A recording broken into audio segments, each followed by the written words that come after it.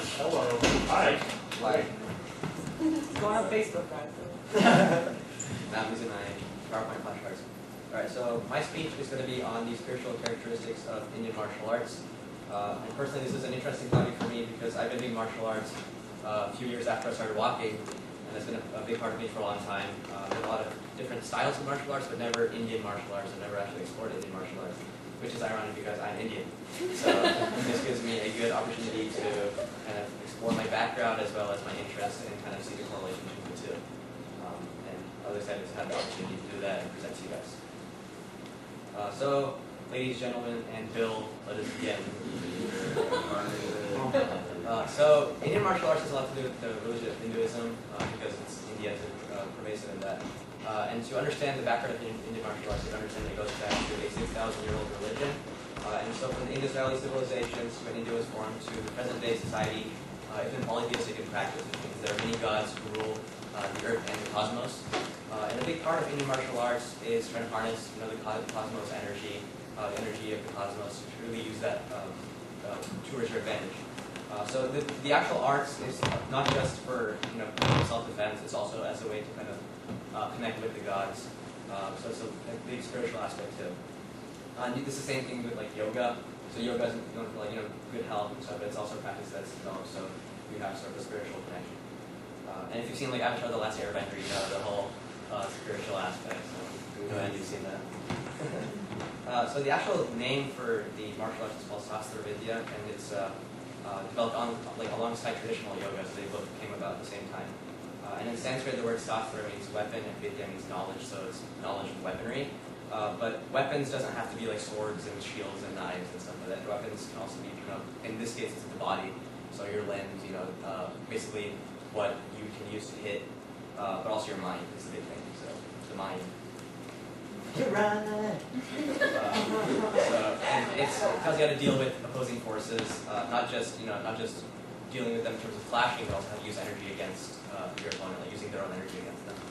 So very similar to Eastern martial arts styles, a little bit different though. So actually, the role in learning historically is that the wealthy princes were the ones who really had to know martial arts because they were the strong people. They had to fight, so it's important that they learned it. But actually, in terms of spirituality and education, there was 18 branches of learning at that time. So there was music, art, sciences, religion, self-defense was one of them. And this kind of went together with spirituality, self-defense. This was one of the 18 branches that a wealthy prince or king were kind of required to know. And if you look at the caste system back then, princes were they're called Kshatriyas, it's the warrior caste. And it was important that they knew that because it's the warrior caste. But they were mainly taught by gurus or sages who were the Brahmin caste. So the gurus or sages are the ones that are required to be knowledgeable, and they're the ones that actually taught them the martial arts because they knew the scriptures really well. And again, it has to do with religion and spirituality, so it went hand in hand.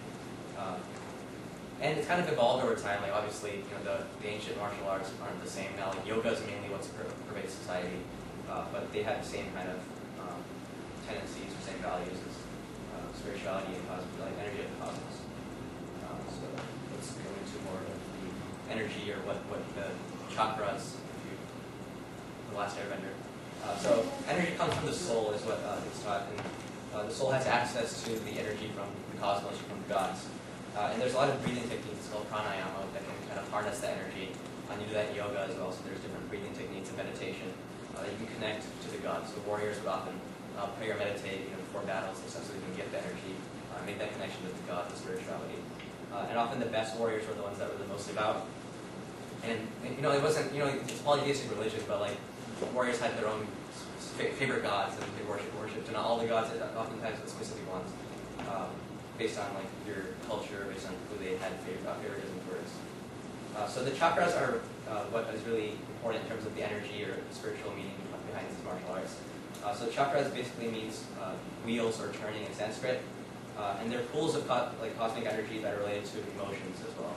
So a warrior has to control his emotions, which is really important for any kind of fighting. But the chakras are sort of an explanation for why controlling emotions gives you the sort of energy or increases your vigor or your aggression. So chakras are like gears, if you think about it. They rotate in opposite directions and they kind of create a flow. And if something blocks one of the gears, then all of them don't really work as well. So it was important that you had all 7 chakras in like working for you. So there's 7 upper chakras and 7 lower ones. For some reason, the 7 upper ones are like what's important for warriors. So like there really doesn't go much into the lower chakras. So here's sort of a diagram, if you guys can see. So they all follow like a vertical axis. So the 7 lower chakras are not all lower, like some of them are in the arms, but these are the major ones, so they all follow like a vertical axis. So I'll go into a little bit about like what each one is and what its significance is. So the first one is called the crown chakra, so on the top of the head, and it deals with consciousness and thought, and it's also associated with reasoning and the state of happiness and bliss. So it's also the focus of cosmic energy. So in terms of martial arts, this is the most important one, and it's blocked by earthly attachments. So often, to harness this chakra or to like really unblock the chakra, you go to a secluded area where you're not bothered by anything earthly. So often a peaceful area like a temple or something secluded to really meditate for it.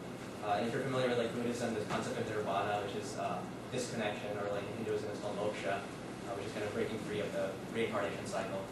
This is what it's associated with. So top of the head is the spiritual or like cosmic aspect. So the second one is called the brow chakra. It's on the forehead, and this is associated with the concept of the third eye. So it's the chakra of insight. So it's not really like what you're seeing; it's what you should know. It's like kind of knowledge based, and it deals with unity and awareness. So things that you seemingly are disconnected are actually one. So it deals with how things that are distinct aren't actually that distinct, so everything is connected. And it's blocked by the illusions that we play on ourselves. So for insight, you often have to close your eyes and focus on what you know rather than what you see. The third one is the throat chakra. It's right in this area. And it's the chakra of communication and truth. And it's blocked by the lies that we tell others. So the concept of the noble warrior is one that's really honest. So warriors and like the big heroic warriors never tell lies even if they're on the brink of death. So it has to do with a lot with like honor and the honor of being a warrior. The fourth one is the heart chakra. It's the center of the chest, and it deals with love, not only for people, but also the homeland, all your passions, your love for your family, etc. And it governs also devotion, so your love for God. And it's blocked by grief. So it's also, it's one of the most important, the second most important, because it's the center of the 7 chakra, so this is the fourth one. So sort of the center of the 4. So it makes sense that it's a big meaningful one. So you see like the first one's important, fourth one's important, and the 7th one is the big one. So that's one of the top 3.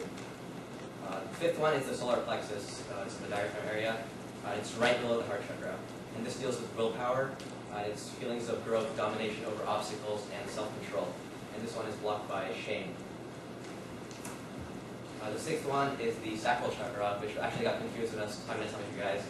This one is the gonads.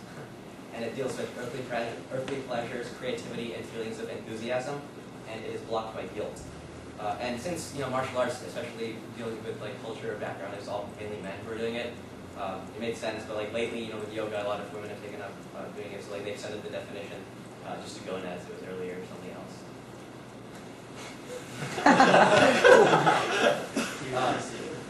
The 7th one is called the root chakra. It's the base of the spinal cord, so it's the one that's actually on the other side. And it deals with instinct, security, and survival. So it's like the tail, so it's your animal connection. And it's blocked by fear. And for warriors, especially for warriors, this was the most difficult to overcome because war has so much to do with fear. It's the 3rd most important chakra because it's the 7th of the upper chakras. And it's known as the physical chakra. And it's associated also with strength. So if you master this one, this was the one that gives you physical strength, whereas the other ones are mainly like emotional or spiritual strength. So what exactly does it mean to master one? It mainly means that you're going to meditate on it and kind of accept this block. So like I talked about being blocked by fear, being blocked by certain emotions. You meditate on events in your life that cause fear, for example, and kind of accept that or kind of move past it. And what basically would happen is that your guru or sage, or whoever you're working with as a prince, would take you to a secluded area. In the show, they take him to a secluded temple, but often it would be like in a forest or under a nice tree, because you would spend several hours there, it's going to be comfortable. But you basically meditate on each one, and I don't know exactly how you would realize that you unblocked it, but I guess you kind of reach that enlightenment feeling, or feeling like you're a little bit more pure. And you could take multiple days, sometimes multiple hours, it depends exactly on how much you have to meditate on, but you would typically fast, or you would just consume water or nectar. because food was considered impure and trying to like purify your body, so mainly fluids. And you know, once you do master it, like I said, you kind of notice it somehow. But the order of mastery doesn't really matter. Like, it makes sense that you start with one and go down. Typically, they started with the first chakra, with the crown one, but often it was started with the bottom one and up. I don't really see the big difference. But it makes sense for the start with the first chakra. The first chakra is the one that deals with spiritual energy or cosmic energy. So if you were to master the first one, it kind of help you master the other ones or kind of connect with the other ones a little bit better. But it doesn't really matter that much. It's sort of equally valid. So the chakras are like gears that work together, but a lot of times they use pools of water, for example. So in the show, they have like a little pond that is blocked by algae. So once you remove the algae, all the water kind of swirls in opposing direction, but it all creates a flow. So it's important to realize that energy in this context is a fluid, so energy really does flow like a river through your body. So there's no rigid gears, so it's sort of a more fluid aspect to it. And you know, if a warrior does have to have all 7 chakras, it's more spiritual and a lot less physical. So a really strong warrior is not one that's just strong, it's one that really has control over his emotions and cosmic energy.